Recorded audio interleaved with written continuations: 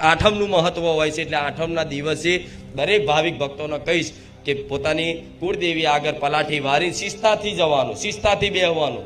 આજ માણસો એવા હોય છે કે પોતાની કુળદેવી આગળ મઢમાં જાય તો મોઢામાં મસાલો ભર્યો હોય, વિમલ ભરી હોય, ગુટકા ભરી હોય, પગ ધોયા વગર જતો રહ્યો હોય, મોઢામાં મસાલો ચાલતો હોય, ભૂવો પઢિયાર બે હોય ને બે જણા, તો ભૂવો ધૂળતા ધૂળતા મસાલો આ બાદ સાઈડમાં ગાલ્યો હોય. પેલો પઢિયારે મસાલો ઘસતો ઘસતો લાય મારી દોડાલ. આ શું ખોટું? આ બધું જોયું હશે તમે. તમારે આવું નહીં કરું, હું દુનિયાને નહીં કહેતી, તમારે નહીં કહેવાનું. માં છે ગોડા, જગદંબા છે, આધ્ય શક્તિ, એની મર્યાદા તો હોવી જોઈએ.